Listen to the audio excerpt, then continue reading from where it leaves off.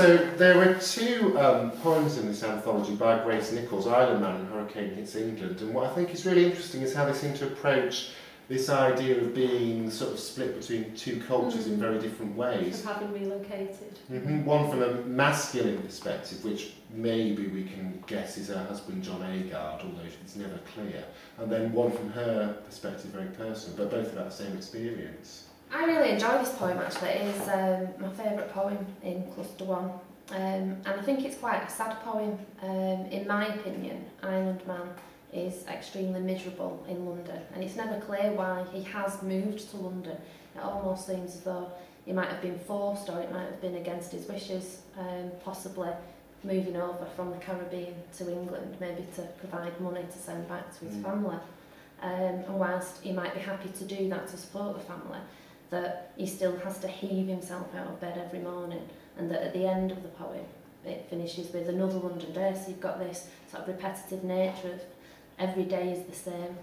I mean, it is very geographical, isn't it? It's very much about the Caribbean and London, but I mean, I think it speaks universally to all of us. We all have that feeling of, in the morning, you know, this is where I want to be and this is what I have to do.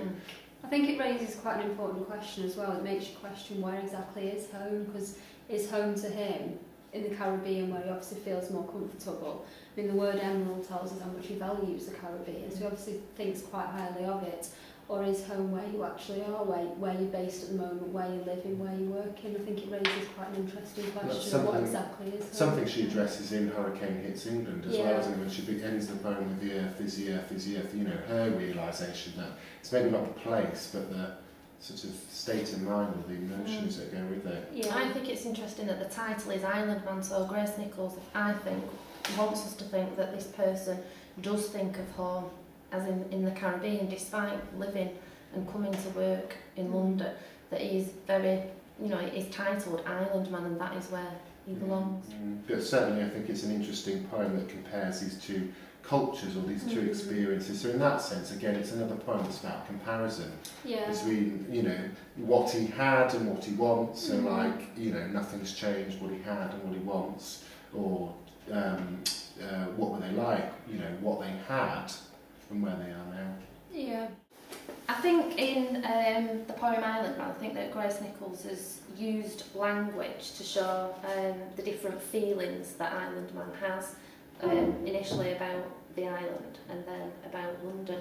And I think that it's really interesting in the second line, where we're told that Island Man wakes up, that verb which is quite a natural process. You're not woken up, you actually sort of wake up, and then if you read further on, it says that you've got these nice natural things going on around you. You've got the blue surf outside, you've got the seabirds and the sun coming up. It's quite a comforting situation that she's trying to create, and I think the word rooming on line 5, this made up word, is suggesting that it's a place of security. You know, maybe at a refuge somewhere where he feels safe or where he actually belongs. And then just a contrast at the end of the poem, when the Island Man is in London, he has to heave himself. That verb's, like, you know, a lot stronger, that he has to physically, you know, he's reluctant to get out of bed. And it is a really big effort to drag himself out of bed, because maybe he doesn't want to face what is ahead of him, because he misses the blue surf and he's nostalgic about, you know, the fishermen pushing out to sea, and he doesn't have that in London because he is only going to be faced with the grey metallic surf. The way that word another at the beginning of that single line stands at the end, just, you know, that's really, I mean, it's probably the most depressing word in the whole poem. Another, the fact that it's not just once, this is daily. It's a monotony, isn't it? It's the same in London, it's the same thing again and again. And I think that links in quite well with Heaves, the way it would, if you were doing the same thing again and again, it would become harder and harder to do it, because it will get repetitive. I think as well, what's quite significant to me is the way that each place is presented, the fact that on the islands, Island Man wakes up to the sound of blue surf. It's almost like he's got something to help him wake up naturally. The blue surf, the waves are waking him up naturally. And the sibilants there, the S sounds, that's very evocative of the island and very calming in a way. Almost like you can hear the water, the S sound is calling you to wake up. Which then contrasts with those hard seas, grey metallic and north circular. and crumpled. Yeah, and it also contrasts with the fact that you don't get support in London, and you've got something to help you wake up naturally on the island, but in London, Island Man heaves himself, he's got to do it himself, and it's not just the hard work, but the fact that he's got no support, nothing, there seems to be no network in London, everybody's out for themselves, that you don't tend to have on the island. I think in terms of the structure, I think an important point to make is that there is no punctuation, and at the end where Grace Nichols tells us that it's another London day for Island Man, you expect that full stop to be there, and the fact that it isn't there maybe suggests that you could go back to the poem right to the start and then start again morning, so it is this sort of cyclical nature of getting up thinking that he's back on the island, and then actually he realises that it is another London day, so it never stops. So the monotony of how he feels about like in London. Nothing's changed. There is the nothing's changed at the end brings us back to this idea that it's going to go on and on and on. And yet in Two Scavengers there's also no punctuation, but I suppose that's there to emphasise rather than this is sort of ongoing, maybe that it's like this sort of snapshot moment, so you couldn't punctuate it because it is so brief and it's just all the ideas that rush in on him. I think that links in quite well with control as well, because you could say that Two Scavengers, the message behind it is that nobody's got control of this society. It's not the democracy that they say it is, and you use punctuation to control your writing, don't you? So they're saying that no one has control of it, and that's why there isn't any punctuation. And if you go to Island Man, it's almost like he's not in control, because as you said before, it's almost like he doesn't want to be in London, so he almost feels like he's not in control of his own life because he's not where he wants to be. So you could link it in with the lack of control, whether it's personal or linked to society in general. I think as regards the structure, the most significant thing for me is the way that at the beginning you're just talking about the islands and it's very relaxing, very calming, and then the last part you've got that gap between it before it starts talking about London, to say the two places are very separate. One's in his head, one's real for him, it's where he is, but they're very different and very separate. And I think that can be compared to quite a few poems, because then nothing's changed. You've got the very distinct separate stanzas to describe the Black's Cafe and the White's restaurant, which reflects the apartheid system which keeps them apart. And then you've also got that in What Were They Like, where it's very separate, talking about the past and the present. You've got your clear divide with your questions and your answers, so you're talking about what the Vietnamese used to be like, with words like silver and laughter to emphasise what a happy culture they were. And then your answers are talking about the bombs and the smashing, so you've got the violence of what happened through the war. And in Vultures as well, there's that separateness, isn't there, between the Vultures and the Commandant. I mean, I think she highlights it in here, just with that capital letter C. I mean, it's virtually the only one in there, apart from the proper nouns, North Circular and London, and another right at the end, just at that waypoint, that halfway point. It creates that divide. So Another thing that I think that shows the contrast nicely with the two different environments is that it's sort of indicated in the line length.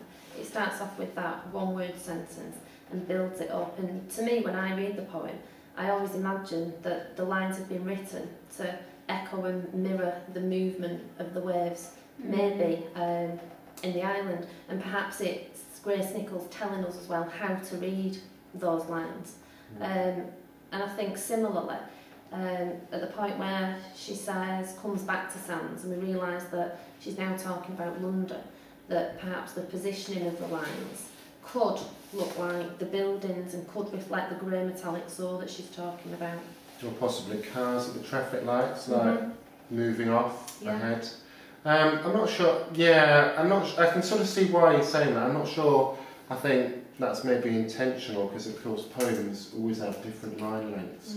But I think for me, what really stands out in terms of the layout or the structure of it are the gaps that you have. He always comes back groggily. I mean, the repetition there and that visual break, that's just so important to that moment of realisation, really evoking in us this sense of, that's what it's like. So I'm not sure, I mean, I'm not sure I really get that visual thing, you know, saying it looks like waves on the shore. Because you could say that about lots of the others, but I certainly think that the division is there, and that's really important. And what do you think? Yeah, I think definitely that if I was to pick out the main structural feature, that it would be the gaps. And then on line 14, where she's moved the line to surge of wheels out to the right, it's almost as though she's echoing that line. It is surging out from the poem. So she's showing this movement, this busyness of London, maybe like the fact that, you know, Island Man is lonely because people are getting on with their lives, they're commuting to work, they're driving in the cars, and they've not got time to stop and talk to each other. Yeah. I mean, I suppose in terms of personal response, you are invited to feel some kind of sympathy, aren't you, for Island Man? But is it just sympathy that she wants you to feel, or does she want you to feel something more than just sorry for him because he's living in London? I think it's almost resignation. She wants you to feel like that's what happens in life. People do relocate, so they're not necessarily happy with it, and the idea that he's obviously dealing with it. He's not fully happy in London, but he's dealing with it. Suggests to us that maybe something may happen in our lives that we have to deal with, whether it's relocation or not. So what sort of life is tough, and you've just got to make the most of it that you can do. Yeah. So in like Blessing, I mean, you get that sense of the hardness of life, don't you? And yet these people don't seem to have given up hope or are depressed by it. I mean, maybe we do all feel that first thing in the morning, but we do still get up because we know we have to do things to do. It's not just about things to do and going out to work, is it? It's about, you know, your contribution, your, what you achieve. I think that comes across in Nothing's Changed as well. I think with that final statement, nothing's changed, I think that's almost resignation. You've got the anger before it, the hands burn, talking about the stone and the bomb. You've got the kind of desire to cause some sort of destruction, to break down the barrier. But then it just very simply says nothing's changed. It's almost that resignation that you can't do anything about it, so you just have to deal with it. In the same way then? Not quite in the same way.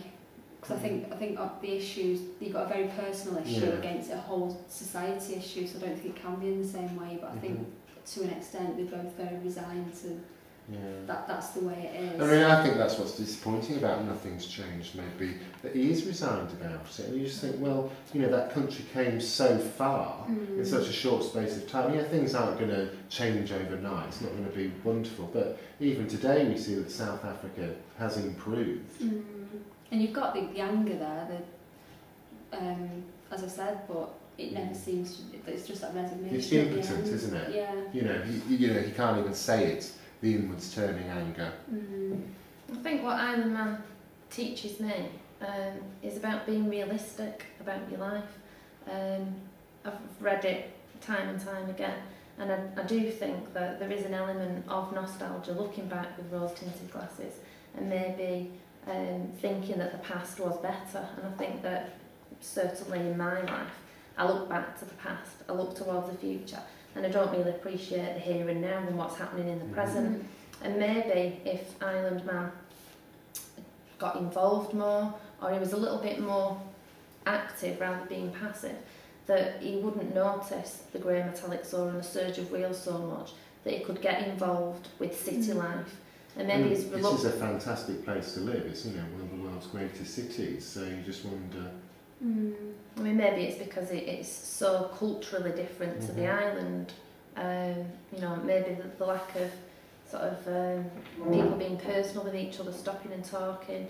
You know, the fact that it's highly populated in comparison to the I island. quite like your point about it being almost like a dream, that it's not reality, because the small emerald island, an emerald to a lot of people, kind of the idea of owning jewels and gems and things is a dream. So it's almost like the island should just be a dream, and as you say, he needs to be more actively involved in his life as it is now, rather than drifting back to what it used to be. We all remember the past, don't we? Probably more fondly than it deserves to be remembered. We all choose to forget the hard times. I mean, you know, it's not.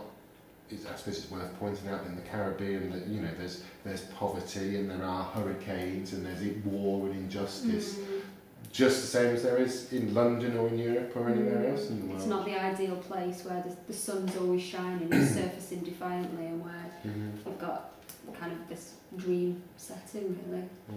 I mean, I suppose if you're going to turn it on its head, you might almost say that actually there's a certain, that inevitability that could actually be interpreted as reliability or regularity about London life. It is stable and it is fixed. and he has a home.